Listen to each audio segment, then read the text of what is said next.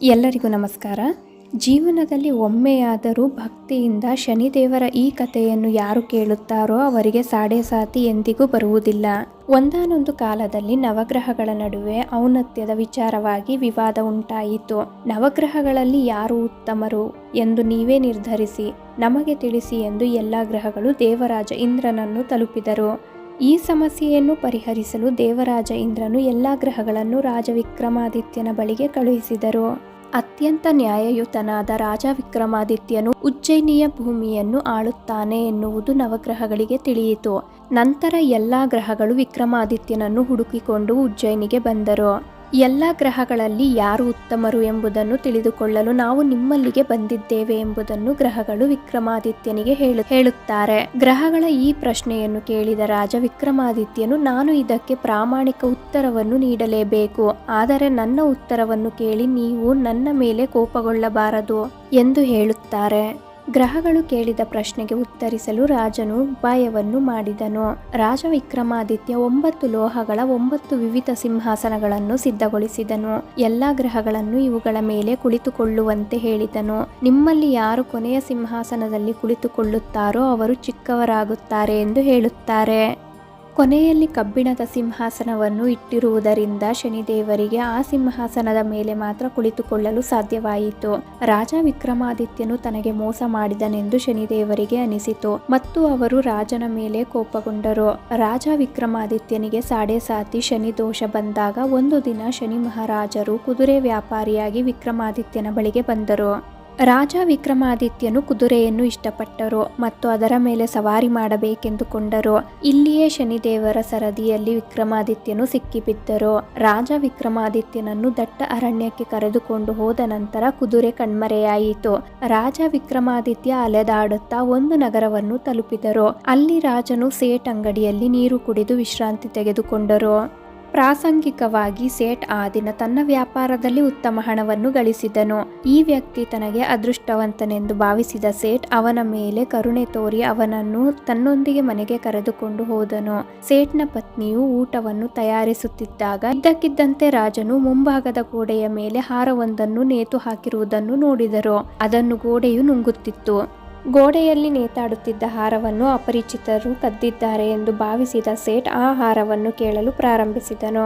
ರಾಜ ವಿಕ್ರಮಾದಿತ್ಯ ತನ್ನ ನೈಜ ಗುರುತನ್ನು ಮರೆಮಾಚಿ ತಾನು ಉಜ್ಜಯಿನಿ ನಗರದ ನಿವಾಸಿ ಎಂದು ಪರಿಚಯಿಸಿಕೊಂಡರು. ಹೀಗಾಗಿ ಹಾರ ಗೋಡೆ ನುಂಗಿದೆ ಎಂದು ಸೇಠ್ಗೆ ತಿಳಿಸಿದಾಗ ನಂಬಲಾರದೆ ಸರಕಳ್ಳತನವಾಗಿರುವ ಬಗ್ಗೆ ರಾಜನಿಗೆ ದೂರು ನೀಡಿದರು. ರಾಜನು ವಿಕ್ರಮಾದಿತ್ಯನ ಬಳಿ ನಿಜವನ್ನು ಕೇಳಲು ಪ್ರಯತ್ನಿಸಿದಾಗ ವಿಕ್ರಮಾದಿತ್ಯನು ನಡೆದ ವಿಚಾರವನ್ನು ತಿಳಿಸಿದರು. ಇದನ್ನು ನಂಬದ ರಾಜ ಕಳ್ಳತನದ ಆಪಾದನೆಯ ಮೇಲೆ ವಿಕ್ರಮಾದಿತ್ಯನ ಕೈಕಾಲುಗಳನ್ನು ಕತ್ತರಿಸಲು ಆದೇಶಿಸಿದರು. ರಾಜ ವಿಕ್ರಮಾದಿತ್ಯನ ಕೈಕಾಲುಗಳನ್ನು ಕತ್ತರಿಸಿ ನಗರದ ರಸ್ತೆಯಲ್ಲಿ ಬಿಡಲಾಯಿತು. ಕೆಲವು ದಿನಗಳ ನಂತರ ಒಬ್ಬ ರೈತ ಅವನನ್ನು ಎತ್ತಿಕೊಂಡು ತನ್ನ ಮನೆಗೆ ಕರೆದೊಯ್ದು ತನ್ನ ಹೊಲದಲ್ಲಿ ಕುಳಿತುಕೊಳ್ಳುವಂತೆ ಮಾಡಿದರು. ರಾಜನು ಧ್ವನಿ ನೀಡುತ್ತಾ ಹೋರಿಗಳನ್ನು ಓಡಿಸುತ್ತಲೇ ಇದ್ದರು. ಹೀಗೆ ತೇಲಿಯ ಗೂಳಿ ಓಡುತ್ತಲೇ ಇತ್ತು ಮತ್ತು ರಾಜನಿಗೆ ಆಹಾರ ಸಿಗುತ್ತಲೇ ಇತ್ತು. ಶನಿಯ ಕ್ರೋಧದ ಸಾಡೆ ಸಾತಿಯ ನಂತರ ಮಳೆಗಾಲ ಪ್ರಾರಂಭವಾಯಿತು. ರಾಜ ವಿಕ್ರಮಾದಿತ್ಯನು ಒಂದು ರಾತ್ರಿ ಮೇಘಮಲ್ಲಾರವನ್ನು ಹಾಡುತ್ತಿದ್ದಾಗ ನಗರದ ರಾಜನ ಮಗಳು ರಾಜಕುಮಾರಿ ಮೋಹಿನಿಯು ರಥದ ಮೇಲೆ ರೈತನ ಮನೆಯ ಮೂಲಕ ಹಾದು ಹೋಗುತ್ತಿದ್ದರು. ಮೇಘಮಲ್ಲಾರ್ ರಾಗವನ್ನು ಕೇಳಿದಾಗ ಅವಳು ಆಕರ್ಷಿತಳಾದಳು. ರಾಜಕುಮಾರಿಯು ಸೇವಕಿಯನ್ನು ಕಳುಹಿಸಿ ಗಾಯಕನನ್ನು ಕರೆತರಲು ಹೇಳಿದಳು. ಸೇವಕಿ ಹಿಂತಿರುಗಿ ಬಂದು ರಾಜಕುಮಾರಿಗೆ ಅಂಗವಿಕಲ ರಾಜನ ಬಗ್ಗೆ ಎಲ್ಲವನ್ನೂ ವಿವರವಾಗಿ ಹೇಳಿದಳು. ರಾಜಕುಮಾರಿಯು ವಿಕಲಾಂಗ ರಾಜನ ಬಗ್ಗೆ ತುಂಬಾ ಪ್ರಭಾವಿತಳಾದಳು. ಅವಳು ಅಂಗವಿಕಲ ರಾಜನನ್ನು ಮದುವೆಯಾಗಬೇಕೆಂದು ತನ್ನ ಹೃದಯದಲ್ಲಿ ನಿರ್ಧರಿಸಿದಳು. ರಾಜಕುಮಾರಿಯು ತನ್ನ ಹೆತ್ತವರಿಗೆ ಇದನ್ನು ಹೇಳಿದಾಗ ಅವರೆಲ್ಲರೂ ಇದನ್ನು ತಿಳಿದು ಆಶ್ಚರ್ಯಪಟ್ಟರು. ರಾಣಿ ಮೋಹಿನಿಯ ತಂದೆ ತಾಯಿ ಆಕೆಯನ್ನು ಕುರಿತು, ಮಗಳೇ, ನಾನು ನಿನ್ನನ್ನು ರಾಜನ ರಾಣಿಯಾಗಬೇಕೆಂದು ನಾವು ಬಯಸುತ್ತೇವೆ. ಹಾಗಿರುವಾಗ ಆ ಅಂಗವಿಕಲನನ್ನು ಮದುವೆಯಾಗಿ ನಿಮ್ಮ ಕಾಲಿಗೆ ಕೊಡಲಿ ಏಟು ಹೊಡೆದುಕೊಳ್ಳುತ್ತಿದ್ದೀಯಾ ಎಂದು ಆಕೆಗೆ ಹೇಳುತ್ತಾರೆ. ರಾಜಕುಮಾರಿಯು ತನ್ನ ಮನಸ್ಸಿನಲ್ಲಿ ನಿಶ್ಚಯಿಸಿಕೊಂಡಳು ಮತ್ತು ತನ್ನ ಒತ್ತಾಯವನ್ನು ಬಿಡಲಿಲ್ಲ. ತನ್ನ ಆಸೆಯನ್ನು ಈಡೇರಿಸಿಕೊಳ್ಳುವುದಕ್ಕಾಗಿ ಊಟ ನೀರನ್ನು ಬಿಟ್ಟು ಕುಳಿತಳು ಮತ್ತು ತನ್ನ ಪ್ರಾಣವನ್ನು ತ್ಯಜಿಸಲು ನಿರ್ಧರಿಸಿದಳು. ನಂತರ ರಾಜ ಮತ್ತು ರಾಣಿಯು ರಾಜಕುಮಾರಿಯನ್ನು ಅಂಗವಿಕಲ ವಿಕ್ರಮಾದಿತ್ಯನೊಂದಿಗೆ ವಿವಾಹ ಮಾಡಲು ಮುಂದಾದರು. ಮದುವೆಯ ನಂತರ ರಾಜ ವಿಕ್ರಮಾದಿತ್ಯ ಮತ್ತು ರಾಜಕುಮಾರಿಯು ರೈತನ ಮನೆಯಲ್ಲಿ ವಾಸಿಸಲು ಪ್ರಾರಂಭಿಸಿದರು. ಅದೇ ರಾತ್ರಿ ಕನಸಿನಲ್ಲಿ ಶನಿದೇವರು ರಾಜನಿಗೆ ಹೇಳಿದರು, ರಾಜ, ನೀನು ನನ್ನ ಕೋಪವನ್ನು ನೋಡಿದ್ದೀಯಾ. ನನ್ನ ಅವಮಾನಕ್ಕಾಗಿ ನಾನು ನಿನ್ನನ್ನು ಶಿಕ್ಷಿಸಿದ್ದೇನೆ. ರಾಜನು ಶನಿದೇವರನ್ನು ಕ್ಷಮಿಸುವಂತೆ ಕೇಳಿದನು ಮತ್ತು ಆತನನ್ನು ಪ್ರಾರ್ಥಿಸಿದರು. ಓ ಶನಿದೇವ, ನನಗೀಗಾಗಲೇ ನೋವಿನಿಂದ ಜೀವನವೇ ಸಾಕಾಗಿದೆ, ಮತ್ತಷ್ಟು ನೋವನ್ನು ನನಗೆ ನೀಡಬೇಡ ಎಂದು ಪ್ರಾರ್ಥಿಸುತ್ತಾರೆ. ಪುರುಷರಾಗಲಿ ಅಥವಾ ಮಹಿಳೆಯರಾಗಲಿ ಯಾರು ನನ್ನನ್ನು ಪೂಜಿಸುತ್ತಾರೋ, ಶನಿವಾರದಂದು ಉಪವಾಸವನ್ನು ಆಚರಿಸುತ್ತಾರೋ ಮತ್ತು ನನ್ನ ವ್ರತದ ಕಥೆಯನ್ನು ಕೇಳುತ್ತಾರೋ ಅವರ ಮೇಲೆ ನನ್ನ ಆಶೀರ್ವಾದ ಸದಾಕಾಲ ಇರುತ್ತದೆ ಎಂದು ಹೇಳಿದರು. ರಾಜ ವಿಕ್ರಮಾದಿತ್ಯನು ಬೆಳಗ್ಗೆ ಎದ್ದಾಗ ಅವನ ಕೈಕಾಲುಗಳನ್ನು ನೋಡಿ ರಾಜನಿಗೆ ಬಹಳ ಸಂತೋಷವಾಯಿತು. ಅವನು ತನ್ನ ಹೃದಯದಲ್ಲಿ ಶನಿದೇವನಿಗೆ ನಮಸ್ಕರಿಸಿದನು. ರಾಜನ ಕೈಕಾಲುಗಳು ಸುರಕ್ಷಿತವಾಗಿ ಮತ್ತು ಸುಭದ್ರವಾಗಿರುವುದನ್ನು ಕಂಡು ರಾಜಕುಮಾರಿಯೂ ದಿಗ್ಭ್ರಮೆಗೊಂಡಳು. ಆಗ ರಾಜ ವಿಕ್ರಮಾದಿತ್ಯನು ತನ್ನನ್ನು ಪರಿಚಯಿಸಿಕೊಂಡು ಶನಿದೇವರ ಕೋಪದ ಸಂಪೂರ್ಣ ಕಥೆಯನ್ನು ಆಕೆಗೆ ಹೇಳಿದರು. ಈ ವಿಷಯ ತಿಳಿದ ಸೇಠ್ ರೈತನ ಮನೆಗೆ ಓಡಿ ಬಂದು ರಾಜನ ಕಾಲಿಗೆ ಬಿದ್ದು ಕ್ಷಮೆ ಕೇಳಲು ಪ್ರಾರಂಭಿಸಿದನು. ಶನಿದೇವರ ಕ್ರೋಧದಿಂದಲೇ ಇದೆಲ್ಲ ಸಂಭವಿಸಿದ್ದರಿಂದ ರಾಜನು ಅವನನ್ನು ಕ್ಷಮಿಸಿದನು. ಸೇಠ್ ರಾಜನನ್ನು ತನ್ನ ಮನೆಗೆ ಕರೆದೊಯ್ದು ಅವನಿಗೆ ಆಹಾರವನ್ನು ಕೊಟ್ಟನು. ಊಟ ಮಾಡುತ್ತಿದ್ದಾಗ ಅಚ್ಚರಿಯ ಘಟನೆಯೊಂದು ನಡೆಯಿತು. ಎಲ್ಲರೂ ನೋಡುತ್ತಿದ್ದಂತೆಯೇ ಆ ಗೋಡೆಯು ತಾನು ನುಂಗಿದ್ದ ಆಹಾರವನ್ನು ಉಗುಳಿತು. ಸೇಠ್ ತನ್ನ ಮಗಳನ್ನು ರಾಜನಿಗೆ ಮದುವೆ ಮಾಡಿಕೊಟ್ಟರು ಮತ್ತು ರಾಜನಿಗೆ ಅನೇಕ ಚಿನ್ನಾಭರಣಗಳನ್ನು, ಹಣವನ್ನು ಇತ್ಯಾದಿಗಳನ್ನು ಕಳುಹಿಸಿದರು.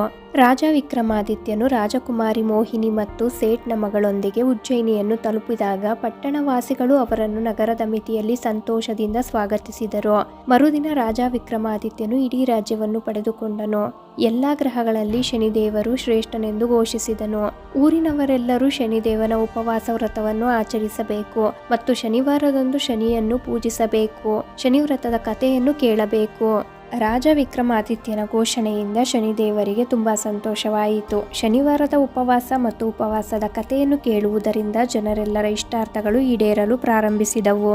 ಶನಿದೇವರು ಸಂತಸಗೊಂಡರೆ ಯಾರನ್ನು ಬೇಕಾದರೂ ತೊಂದರೆ ಮುಕ್ತನಾಗಿಸುತ್ತಾರೆ.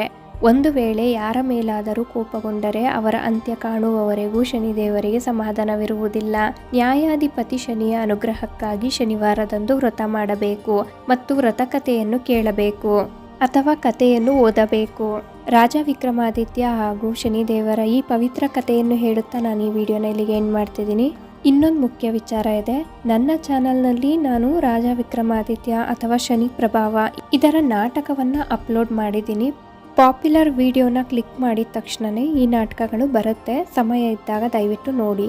ಖಂಡಿತ ಶನಿದೇವರ ಕತೆ, ವ್ರತ ಹಾಗೂ ನಾಟಕಗಳನ್ನ ಯಾರು ನೋಡ್ತಾರೆ ಕೇಳ್ತಾರೆ ಅವರಿಗೆ ಶನಿದೇವರ ಕೃಪಾ ದೃಷ್ಟಿ ದೊರೆಯದಂತೂ ಸತ್ಯ. ಶನಿದೇವರ ಕೋಪಕ್ಕೆ ಒಳಗಾದವ್ರಿಗೆ ಶಿಕ್ಷಿಸ್ತಾರೆ. ಆದರೆ ಶನಿದೇವರು ಯಾರ ಮೇಲೆ ಕೃಪಾ ದೃಷ್ಟಿ ತೋರಿಸ್ತಾರೋ ಅವ್ರಿಗೆ ಸಕಲವನ್ನು ಕೊಟ್ಟು ಕೈ ಹಿಡಿದು ಕಾಪಾಡ್ತಾರೆ. ಶನಿ ಪ್ರಭಾವ ಅಥವಾ ರಾಜ ವಿಕ್ರಮಾದಿತ್ಯನ ಈ ಕತೆ ನಿಮ್ಗಿಷ್ಟ ಆದರೆ ದಯವಿಟ್ಟು ನಮ್ಮ ಚಾನಲ್ಗೆ ಸಬ್ಸ್ಕ್ರೈಬ್ ಆಗಿ, ಲೈಕ್ ಮಾಡಿ, ಶೇರ್ ಮಾಡಿ, ಹಾಗೆ ಕಮೆಂಟ್ ಮಾಡಿ.